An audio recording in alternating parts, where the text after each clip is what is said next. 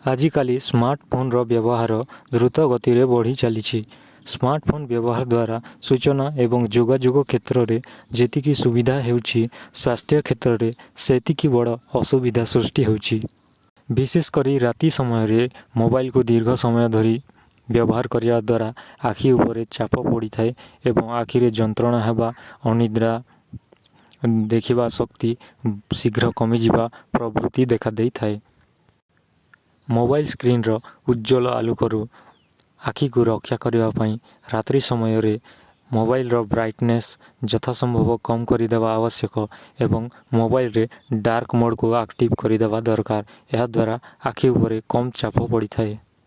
ମୋବାଇଲରେ ଡାର୍କ ମୋଡ଼ ଆକ୍ଟିଭ୍ କରିବା ପାଇଁ ମୋବାଇଲର ସେଟିଂସକୁ ଯାଆନ୍ତୁ। ଆକ୍ସେସିବିଲିଟିକୁ ଯାଆନ୍ତୁ। ଏବେ କଲର୍ କରେକ୍ସନକୁ ଯାଆନ୍ତୁ।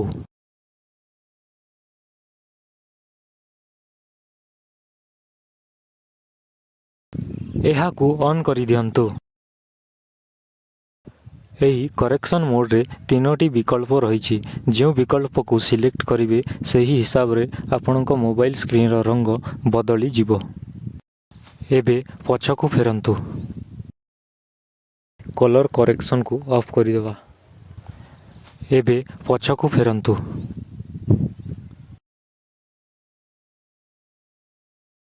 କଲର୍ ଇନଭର୍ସନକୁ ଇନେବଲ୍ କରିଦିଅନ୍ତୁ।